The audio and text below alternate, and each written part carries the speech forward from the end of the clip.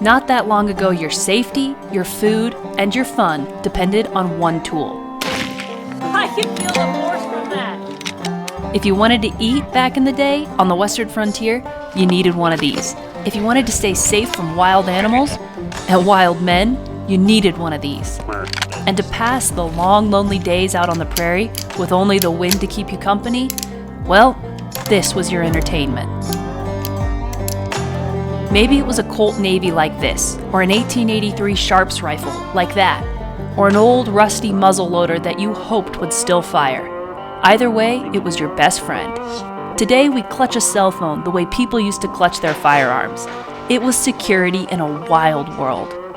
So let's explore a bunch of old historic guns that not that long ago, when you really think about it, were in everyone's homes out west.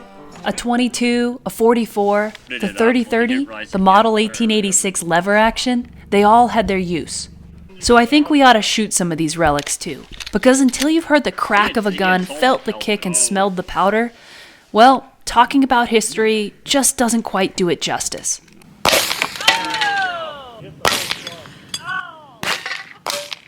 This one's a model 1886 and was actually manufactured in 1889 when you go through the records. And this is the bullet. It's a 45-70 case that they necked down to fit that. Boy, they sure did. But can you imagine?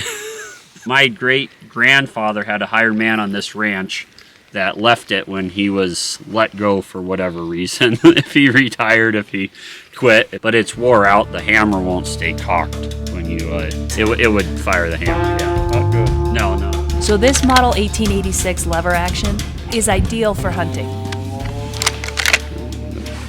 You could get an elk or a deer at a couple hundred yards. However, it was built for black powder cartridges. Ammo is virtually impossible to find these days, and it slam fires, so it's not safe to fire this old beauty. But the model 1894 30-30, a gun that dates to 1904, and the gun Grandpa used to get his first deer as a boy, is loaded and ready to go. You want to know something? This has a lot more kick than the 44 does. I mean, you can feel, this is like a hunting rifle when you're sighting it in. That's what we used when we were younger. You had a 30-30? My brother did. Old model 90. That's our buddy Brad. He helped us rebuild this old homestead house, and he's kind enough to come shoot with us today. So you're aiming at... The one on the far left. Okay. So this is twice the powder in it. The bullet's going substantially faster. Oh, hey. There you go, Brad. You got 3 in there. Okay. Okay, so you needed a gun for food. Elk, deer, rabbits, your own farm animals. A rifle suited that need very well. That leaves 2 critical uses for a gun. And a 6-shooter was perfect for maybe the most desperate need of all, safety. Whether it was man or beast, this was a lawless place where no help was coming if you got cornered. It was up to you. And we found that same desperate need out this fall as we put the final window into the freshly renovated cabin. Yeah. Well, did he go into the bushes? Well, we spotted an injured black bear up on the hill right next to the house here. So the kids are inside, so it's not a big threat to us. It's something we gotta keep an eye on. Shouldn't we pray for him? Dear God, keep this bear safe. Blessed is the fruit of thy womb, Jesus. Pray for us sinners, now and at the hour of our death. Amen. God bless you, bear. He shouldn't be coming back this way. That's not like them. Well, we are literally having a standoff with a bear right now. How big do you think he is, Dad? And I'm concerned that he's come back on us over that hill, so his wound is not that bad, but he may be hungry because he is wounded and not able to. Yeah, I don't like that he's watching us. You're right, he has circled us. Window progress has stopped for a moment while we keep an eye on him. He's circled back around the house, staring down at us, which is not behavior you want to see in a bear. So I can't say I've ever worried much about a black bear, but at that size, he's still there. And that bold, yeah, we're keeping the kids away. All right, he decided to retreat. Whatever that bear's intention is, the cabin's his. We're taking the kids home and we're getting out of here. It's his place first anyway. We're just visiting. Look. I'm serious, he's coming. All right, we're going. Yeah, he's coming. Let's go. Let's go. Next.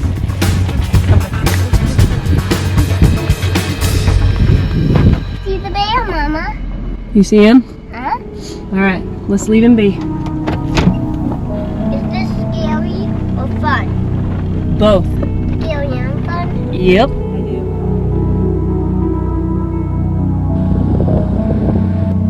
Now, nobody shot. We gave the bear the ground. But had it come to that, well, any one of these pieces from history would have been good to have on your hip back in the day. A .22 might not have done much against a bear, but the .44 or the Colt Navy, they would have made him think twice. And certainly had any bad men come to call, these are the guns that would have made them stop in their tracks. So to shoot this would require a primer, a wad, and a ball. Right. And a powder charge. And I mean, all these are terms that we're not familiar with. As a pistol, you had 6 shots, although it took a second to reload it. Which, in that day and age, I mean, when was this made? I think 1861 was when they Being started. able to shoot 6 shots rapidly in a row Yep. was an advantage. I mean, before that, you would have had to patch and reload every time, right? Yeah. To quote the great Matthew Quigley, they say God made all men, but Sam Colt made them equal. Now, a rifle may be good at distance, but a 6-shooter is good at 2 things. And there's a reason these guns are a symbol of the Old West. Doc Holliday had one, Wild Bill Hickok, and most of the Texas Rangers. They all had this gun. This was a gun meant to keep you alive. I just think that's cooler than heck. Yeah. Where it says, address Samuel Colt, New York City. It's also wild you see all these grooves and marks in the cylinder. They, like everything, they would tell a story if you... Yeah, every one of those is from use. So this is a Colt Navy. This is the cap and ball. You had to put in the powder and the charge, pack the charge. Oh, I okay. mean, and you had to keep, there's something that went on top of that to keep it, that sealed the ball in place. But that way, when you tipped the gun upside down, they didn't fall out. Right. Our neighbor's a gun guy, and Ed was saying when he was a young kid getting into guns, he got one of these old ones, and he loaded every single one up, put a ball and charge in every single one, went to fire it, and when he pulled the trigger, it set off all of them at once. And luckily, he didn't do it quite right with a big enough caliber, Bullet, yeah. big enough bullet. Otherwise, he probably would have blown his hand off at least. And the one that was in the chamber just ended up rolling out the barrel or Just something, rolled- or yeah, just fell rolled out. out the barrel, and every single one went off. So, Yeah, big flash. needless to say, you don't see much of these shot anymore today. But all of these, this shotgun and the 1886 lever gun and these are all family hand-me-downs, historical artifacts now. And this is the one that has the initials WMM, which I think might be William McCabe, family member. Now, the story in our family goes that this was carried into the Spanish-American War by a great-great-uncle and was passed around through different skirmishes and conflicts throughout the family saga. Robbie's not so convinced. He thinks it's a replica. But that's, I'm sure, the story with a lot of old guns. The stories come and go, they turn into legend. Nobody really knows the truth at this point. Anyone who used it is gone. Their children are gone. Their grandchildren are gone. So it's left to us to figure out what it was and how it was used. But one thing's for certain, a 6-shooter like this was the West. It was carried by a lot of men and saw a lot of action. You might not have used this one to hunt your food, but you very much used it for safety and for entertainment. But you can imagine if it was the middle of summer and you just got done moving cows and it's 70 degrees out on a Sunday afternoon, you go, well, I'm going to go grab 15, 20 rounds and go blink with it. Yeah. And go challenge this other hired man. Yeah. We're going to see who's better, and we're just going to shoot as far as we can or as many cans off the post as we can to see. And so, I mean, there is that entertainment side of things. Right. That later on through the Western shows, Wild Bill. Yeah, Wild Bill Cody. And those other performers, Annie Oakley, and they turned into entertainment. But those three things are tied together. The Yeah. safety, the food, and then the entertainment. Yep. That really was always a part of the West. It's a very American thing. Yeah. It's a very, in particular in the Western states. I think even though we're a few generations removed from really relying on it, there's still this attitude of like, no, you might need to rely on it, Yep. so you better know how to use it, Yep. and you better take care of it. So we've seen the Colt Navy, we've shot the 30-30, and looked at the model 1886 lever action. But the oldest gun out here today is probably this one, the muzzle-loading double-barrel shotgun.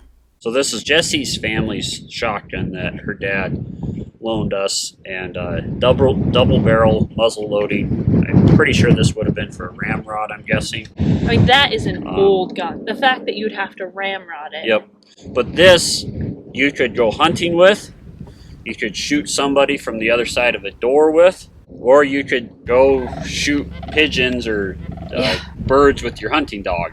This is the one I'm curious if in that 49ers letter from my ancestors, where they talk about coming west during the gold rush, and they bring a gun. Yeah. And yeah. Aunt Lou scares off the intruders with it. I think this might be that gun. The shame is there's the only thing that would have, I think, had a marking on it is missing. Yeah. There's no other writing that we can see. But it would, I'm sure this would have the same age. This It's hammer broke off. just lost a family Yeah. war. Anyone who knew details about it is gone, and their children are gone, and their children are gone. But now is the time that we can rewrite history. Yeah, we can make say, it whatever we want now. This gun was at Gettysburg, Yeah. and then it traveled across the plains. Custer carried it. Yep. They cared about, you think the older something is, the more crude it is. And this actually has a very nice, easy feel to it. Then they're very elegant. That. Like you look at the detailing, there's scroll work and engraving, and the older you get, the more beautiful they are. And you realize just what it took to build a gun, what it took to make a barrel, a shotgun, or a rifled barrel at this time was all hand mechanical work. This had 2 hammers and 2 triggers. As a father and a son, it's something that you pass on, and as a kid, you would have just aspired to hold on to whatever firearm your dad had and learn to shoot. I know there's a bunch of stories about kids and pistols. Yeah. They wanted to shoot these big guns, and they just saw their dad do it, and it looked so easy when dad did it. Right. But it was something that, there for a generation or two, there was the defense and the hunting, food gathering ability, and now we've kind of just gotten to the sporting side of it. Right. In America, we obviously value our self-defense. That's a big portion, but anymore... But you don't have to hunt anymore. No, there was a time, no. not that long ago, like your great-grandfather's era, he had to hunt. Yep. That was part of how they survived. And you had to be able to dispatch a cow or a horse that was hurt. I mean, I can only imagine being a kid in 1889 and seeing Dad come home with a brand new Winchester lever action gun, and you'd be like, Dad coming home with a brand new pickup today. Eventually, someday it becomes yours, and you treasured it. But you learned, Dad taught, he would take the soup can out and put it on a fence post, and you would shoot at it. He would teach you how to hold on to the gun the right way. And no, we were talking like, in 10 years, everybody's going to have a self-driving car, you know? Yeah. But still, teaching your kid how to drive is so ingrained in us because it's such a part of our life that we're going to want to keep teaching that, even though in 50 years, that may be a totally unnecessary skill. the steering wheels won't exist in cars. Right. Even for us, but even previous generations, kids, they wanted grandpa's old pickup. They wanted dad's pickup. It just meant a lot to them, and that was treasure. And that's why we still have the fact that we have 3 guns here, all made before 1900. None of the 3 work. All of them family guns, and all of them well used. Yep. They were not decorative objects. We may not use them, but they have an aura. It's so easy to watch westerns, and they make it look like it's just like, poo-poo, yeah, you're shooting off 2 guns off the horse. Doing that. It is so much more aggressive when you try to do it yourself. Yeah. Guns changed dramatically in the mid-1800s. The 1870s saw major technological advancement. But when the West was first won and frontiersmen first made their way out here, you didn't have unlimited chances. You had one shot. Yeah. You had one chance. And that was it. That was it. You better make it count. Yeah, yeah. And at least like with that Navy, you had 6 You had tries 6 before you had chances. to slowly reload it. Right. Today, I mean, magazines they have on pistols, on automatic pistols, they go up to like 17 or 18 rounds or something stupid. We could explore these cowboy tools all day, but we've lost a couple family members since we started talking. But we gotta go find our kids because they wandered off over the hill. I can jump on the phone. And they have not come back. So, unfortunately, if there's a mountain lion out there, these guns are not gonna help us. No, they are. We can club it. We can club it to death. You guys have to tell Mom where you guys went. Where were We you? went all the way to the top of the train tunnel. You went to the train tunnel? All the way to the top. That's where the bear sleeps, you guys. put location trackers on them. And we even saw mountain lion prints. No. Yes, we did. If you guys want to see the video where we encounter the bear and explore the buried train tunnel the kids are talking about, click the link above. Hope to see you next time for more day-to-day life for common folks who lived long ago out west. Are you ready? Ready. Hi. Boy. That was way off. You want to shoot it, Brad? Sure. You could feel the force wave of that. I mean, there's no recoil absorption at all. This is a proper rifle cartridge versus that other gun was a pistol cartridge.